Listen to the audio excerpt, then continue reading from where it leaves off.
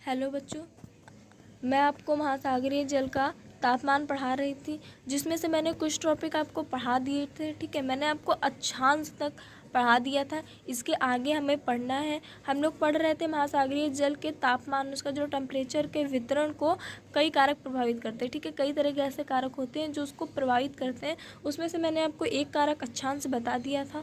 मुझे हम लोगों को नेक्स्ट टॉपिक जल एवं स्थल के वितरण में असमानता पढ़नी है। ठीक है, तो हम अपने टॉपिक पर आते हैं और स्टार्ट करते हैं। जल एवं स्थल के वितरण में असमानता। असमानता मतलब बच्चों दो चीज़ों में जब डिफरेंट होता है तो इसमें कहते हैं तो उसको हिंदी में बोलते हैं इन दोनों चीज़ों में असमानताएं हैं। ठीक है, उत्तर गोलार्ध जो है हमारा, उसमें स्थल की अधिकता तथा दक्षिणी गोलार्ध में जल की अधिकता के कारण, ठीक है, उत्तरी गोलार्ध में क्या है हमारे स्थल की अधिकता है, जबकि दक्षिणी गोलार्ध में हमारे जल की अधिकता है।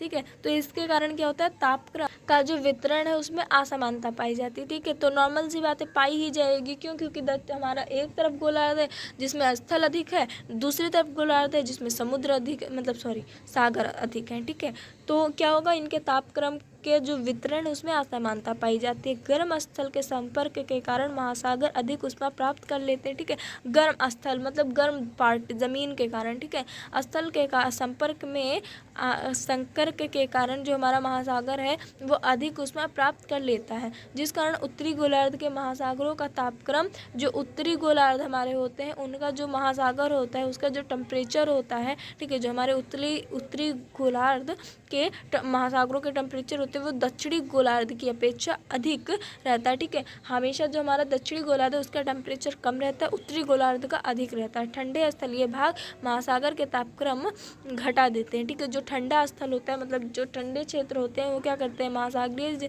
भाग का जो टेम्परेचर होता है, तापक्रम होता है, उसको घटा देते हैं। घटा देते हैं मतलब कम कर देते हैं। ठीक है, उसके टेम्परेचर को घटाकर कम कर देते हैं। जल के अधिकांश अधिकय के कारण, ठीक है, जल की अधिक मात्रा के कारण दक्षिणी गोलार्ध में समताप रेखाएं अक्षांश के समांतर पाई जाती हैं। जो जलताप की जो दक्षिणी गोलार्ध है उसमें जो समताप की रेखाएं हैं, रेखाओं के अक्षांश है वो क्या होते हैं, वो समांतर पाए जाते हैं। ठीक है, समांतर पाई जाती है मतलब बच्चों जब दो चीज़ें समांतर हो आमने सामने तो उसे समांतर कहते हैं। ठीक है, तो ये क्या होती है, ये समांतर पाई जाती है। एक चीज़ इसमें आपको हाईलाइट करनी है। ठीक है बच्चों, मैं बता दूं।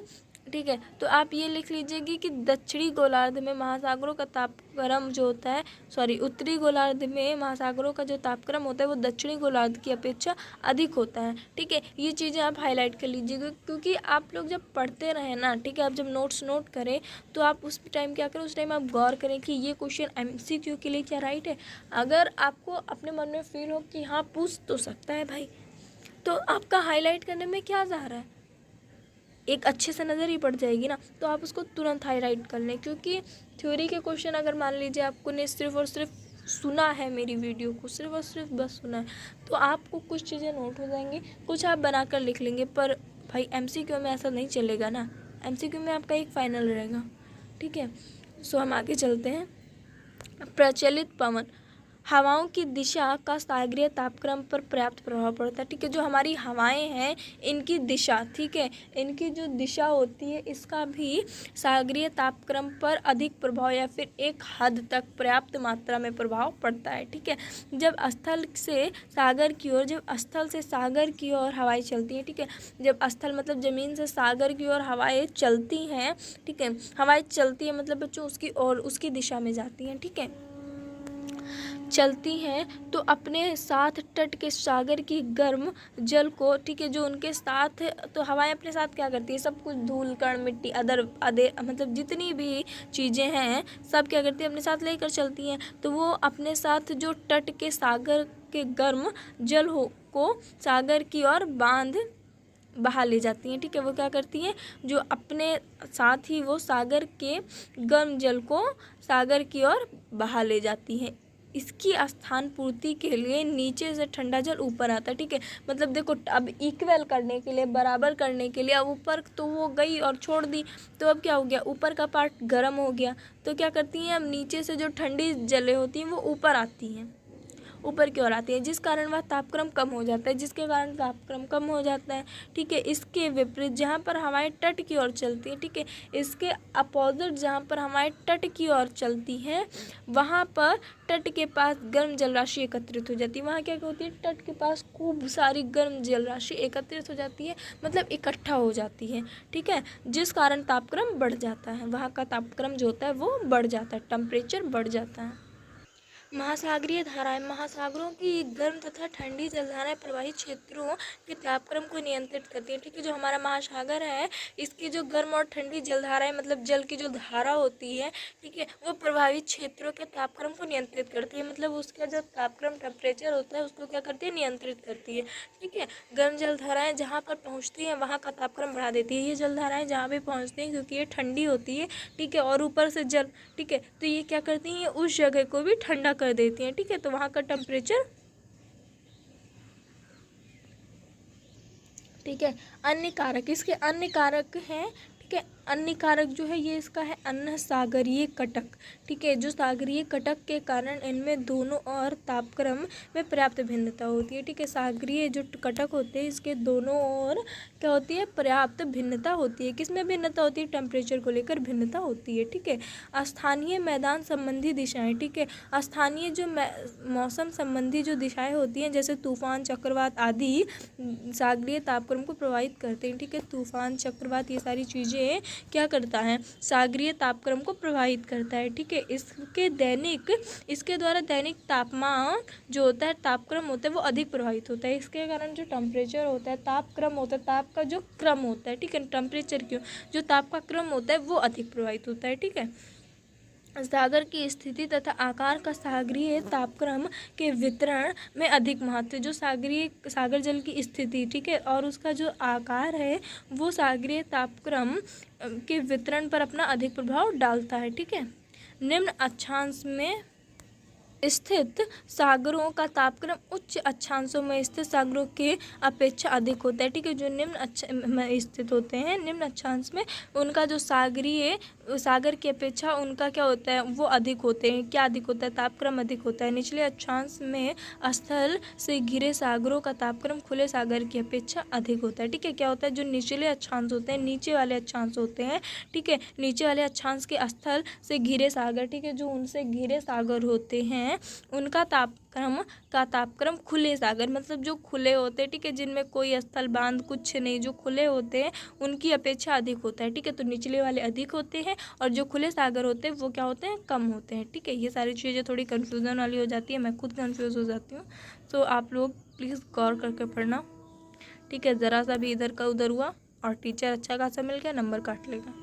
ठीक है, सो हमारा नेक्स्ट टॉपिक है महासागरीय तापक्रम का क्षैतिज वितरण। ठीक है, सामान्य रूप से भूमध्य रेखा पर, ठीक है, जो सामान्य रूप से जो भूमध्य रेखा होती है पर महासागरों की ऊपर परत का तापमान, ठीक है, जो महासागर की फर्स्ट लेयर होती है उसका जो तापक्रम होता है वो 26.7 सेल्सियस बताया जाता है। ठीक है, बताया जाता है या फिर माना जाता है। ठीक है, उत्तर तथा दक्षिण जाने पर तापक्रम में गिरावट होती है। ठीक है, आप उत्तर की साइड जाएं या दक्षिण की साइड जाएं, तापक्रम में गिरावट होनी है बच्चों, मतलब कम होना है। ठीक है, तापक्रम कम होना है।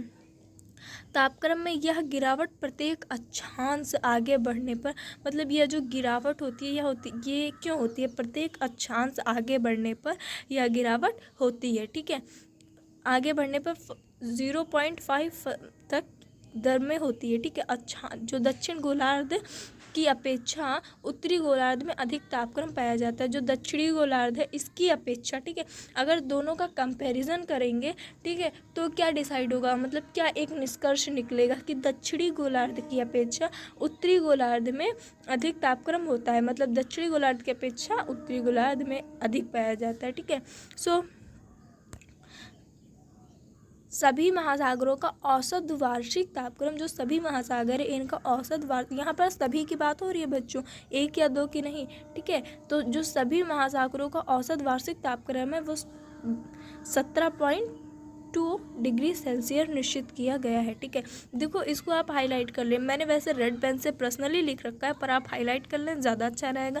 या फिर एक काम करिए, पूरा टॉपिक ही ये जितना मतलब पैराग्राफ है, आप पूरा इसको किसी कलरफुल पेन से लिख लें। ठीक है, सो सभी महासागरों का औसत वार्षिक तापमान ये आपसे पूछ सकता है कितना होता है। ठीक है, तो आपका डिसाइड रहेगा कि 17.2 डिग्री सेल्सियस निश्चित किया गया है। ठीक है, इसमें बच्चों हो सकता है कि आपको दे दिया जाए एक 18.4, 17.4, ठीक है, 14.4। तो आपको अगर 17.3 आ गया मान लीजिए एक ऑप्शन, तो और 2 नहीं है, आप 3 पर कर दीजिएगा। ठीक है, क्योंकि अरे जो दशमलव की बात संख्या होती है उसमें 1-2 आगे पीछे चलता है। ठीक है, तो क्या पता 1-2 आगे पीछे करके आपको दे दे, आप सोचे वहाँ पे 2 था, मैं क्या करूँ। ठीक है, तो आप उस पर कर सकते हैं।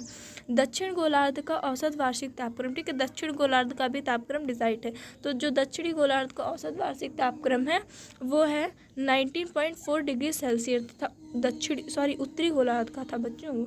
दक्षिणी गोलार्ध का होता है 16.1 डिग्री सेल्सियस। दशमलव मतलब बच्चों जो ये पॉइंट है उसको दशमलव कहते हैं। ठीक है, तो उत्तर अंटार्कटिका महासागर में गर्म जलधाराएं के कारण भूमध्य रेखा से उत्तर जाने पर तापक्रम में गिरावट न्यून होती है। ठीक है, जो हमारा अंटार्कटिका महासागर के गर्म जलधाराएं के कारण, अंटार्कटिका महासागर की जो जलधाराएं होती है बच्चों गर्म होती हैं, जिस कारण भूमध्य से उत्तर जाने पर, उत्तर की साइड जाने पर तापक्रम में गिरावट न्यून होती है। ठीक है, 150 डिग्री से 70 डिग्री 30 अक्षांश के मध्य भी 5 डिग्री से सेकंड तापक्रम किया जाता है। ठीक है, प्रशांत महासागर की सतह का तापक्रम अन्य सभी महासागरों से अधिक होता है। जो प्रशांत महासागर है इसका टेम्परेचर अन्य सभी जितने भी और महासागर हैं उनसे इसका टेम्परेचर जो होता है वो क्या होता है, अत्यधिक गर्म होता है। क्योंकि देखो यहाँ साफ साफ लिखा है प्रशांत महासागर की सतह का तापक्रम जो है